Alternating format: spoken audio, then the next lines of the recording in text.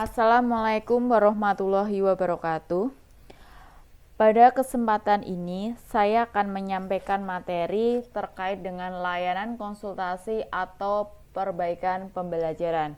Sebelum masuk pada materi layanan konsultasi atau perbaikan pembelajaran, perkenalkan terlebih dahulu, nama saya adalah Ibu Deta.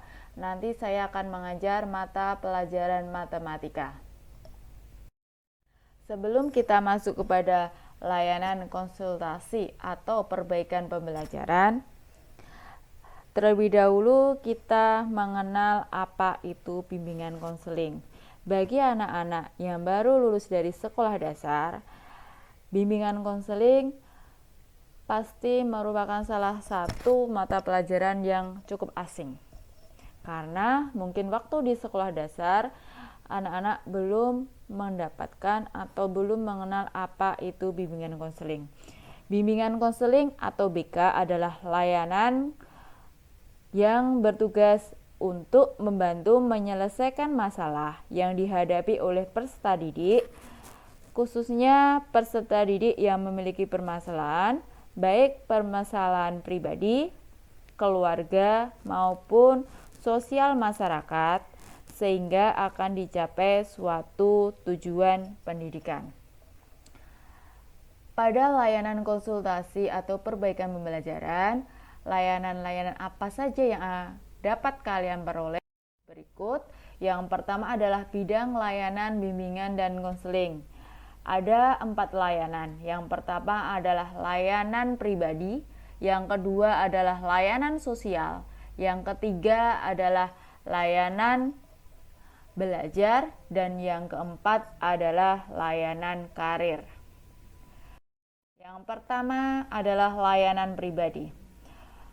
Merupakan bidang pelayanan yang membantu peserta didik dalam memahami, menilai, dan mengembangkan potensi dan kecakapan bakat, minat, serta kondisi yang sesuai dengan karakteristik peserta didik dan kebutuhan dirinya, dengan tujuan untuk membantu peserta didik dalam mengenal diri sendiri agar dapat menjadi pribadi yang baik dan dapat mengambil keputusan tentang dirinya sendiri. Sehingga dengan layanan ini dapat membantu siswa menemukan dan mengembangkan pribadi yang beriman kepada Tuhan Yang Maha Esa, mantap, menjadi pribadi yang sehat jasmani dan rohani. Layanan ini biasanya ketika anak-anak mempunyai masalah pribadi, masalah perkembangan remaja, kenakalan remaja, kemudian masalah kesehatan, ataupun masalah keluarga. Permasalahan tersebut dapat dikonsultasikan kepada guru BK dan wali kelas pada saat itu, sehingga diperoleh sikap dan kebiasaan yang beriman kepada Tuhan Yang Maha Esa, mengenal dan pemahaman tentang kekuatan diri sendiri, kemudian tentang bakat dan minat pribadi. Kedua adalah layanan sosial. Layanan sosial yaitu bidang pelayanan yang membantu peserta didik dalam memahami dan menilai serta mengembangkan kemampuan hubungan sosial yang sehat, efektif dengan teman sebaya, anggota keluarga, dan warga lingkungan sosial yang lebih luas. Dengan tujuan membantu peserta didik memahami diri, keterkaitan dengan interaksi diri dengan lingkungan, etika yang didasari dengan budi pekerti luhur, dan rasa tanggung jawab sosial. Dengan adanya layanan ini membantu siswa dalam memperoleh sosialisasi untuk mengenal dan berhubungan dengan lingkungan sosial yang didasari budi pekerti luhur, rasa tanggung jawab, sehingga mengembangkan kemampuan berkomunikasi yang baik, kemudian bertingkah laku, berhubungan sosial, mengembangkan hubungan yang dinamis, serta mengenal dan memahami peraturan ataupun tuntutan sekolah. Yang selanjutnya adalah layanan belajar. Merupakan bidang pelayanan yang membantu peserta didik mengembangkan kemampuan belajar dalam rangka mengikuti pendidikan sekolah dan belajar secara mandiri dengan tujuan membantu peserta didik dalam mengenal, menumbuhkan dan mengembangkan diri, sikap dan kebiasaan belajar yang baik untuk menguasai pengetahuan dan keterampilan sesuai dengan program belajar di sekolahnya. Sehingga dengan adanya layanan konseling tersebut membantu siswa mengembangkan kebiasaan belajar yang lebih baik dalam menguasai pengetahuan ataupun keterampilan serta menyiapkan untuk melanjutkan pendidikan di tingkat yang lebih tinggi. Dengan kebiasaan belajar yang baik, mampu menumbuhkan kemampuan siswa, kemudian bersikap terhadap guru, mengikuti pelajaran sehari-hari, dapat mengerjakan tugas dengan baik, mengembangkan keterampilan belajar, dan dapat menjalani program penilaian dengan baik. Yang terakhir adalah layanan karir. Layanan karir sendiri adalah bidang pelayanan yang membantu peserta didik dalam memahami dan menilai informasi serta memilih dan mengambil keputusan karir dengan tujuan membantu peserta didik mengenal dunia kerja agar dapat menentukan kemana kelanjutan mereka melangkah setelah lulus SMP menuju jenjang yang lebih tinggi, mengetahui potensi yang dimiliki agar dapat diterapkan dalam kehidupan dan membaca peluang yang ada di lingkungan sekitarnya, sehingga nanti mereka peserta didik mengetahui apa minatnya, kemudian mau melanjutkan sekolah apa, melakukan menuju dunia kerja yang bagaimana. Biasanya masalah ini akan muncul saat kalian akan lulus dari bangku SMP ataupun bangku SMA menuju ke masa depan kalian. Selanjutnya yang akan kita bahas adalah jenis-jenis layanan dalam bimbingan konseling.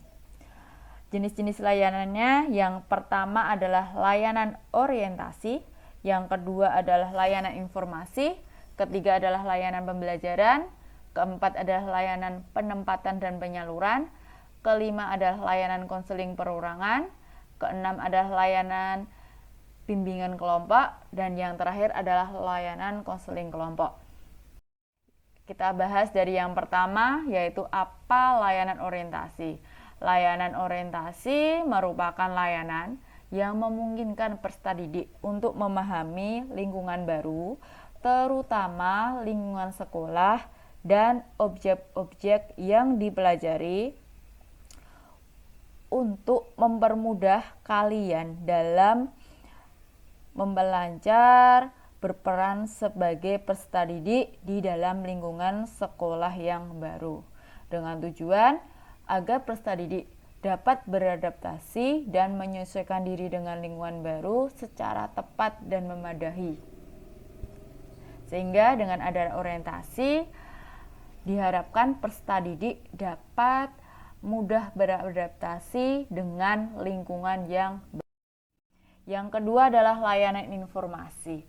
Layanan informasi merupakan layanan yang memungkinkan peserta didik menerima dan memahami berbagai informasi seperti informasi belajar, pergaulan, karir, pendidikan berkelanjutan dengan tujuan membantu peserta didik agar dapat mengambil keputusan secara tepat tentang sesuatu dalam bidang pribadi, sosial, belajar maupun karir berdasarkan informasi yang diperoleh. Selanjutnya adalah layanan belajar.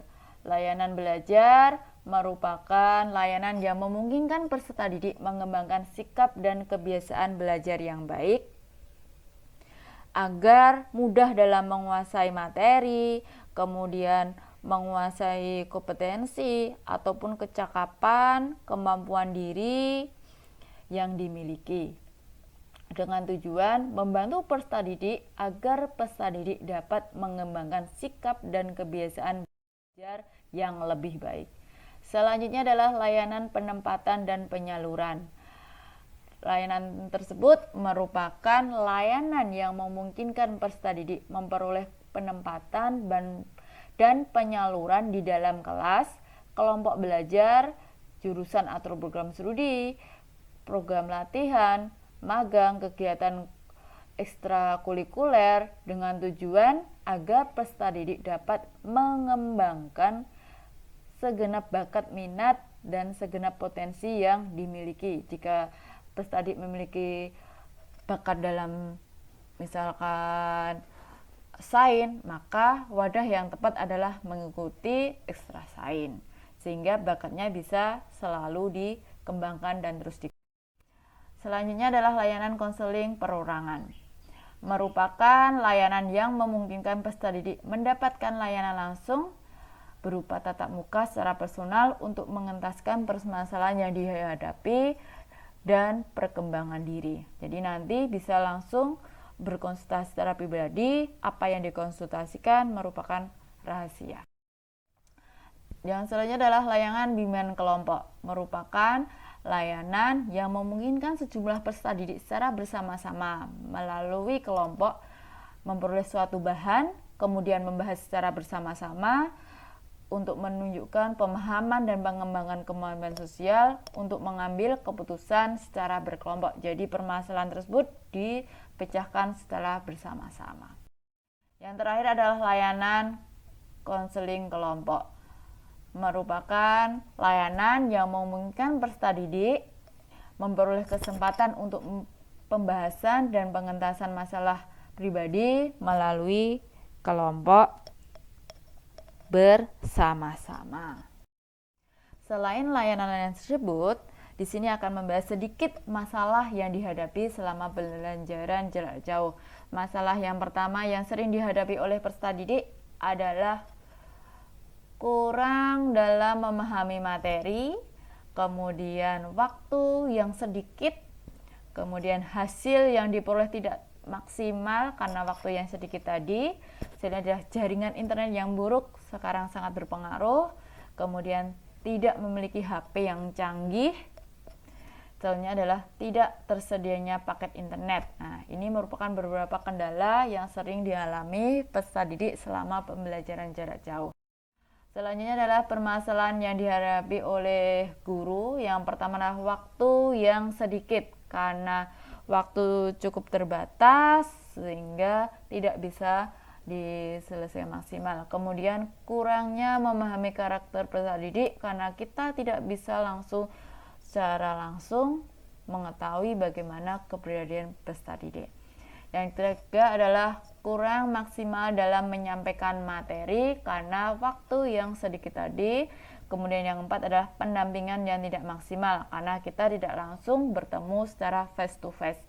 Yang masalahnya adalah permasalahan yang dihadapi oleh orang tua. Yang pertama adalah kurang pemahaman terhadap anak. Kurang pendampingan terhadap anak karena salah satu hal mungkin sama-sama bekerja, ada kesibukan. Kemudian yang kedua adalah tidak semua bisa memahami materi karena materi semakin jenjangnya semakin tinggi, biasanya materinya semakin kompleks.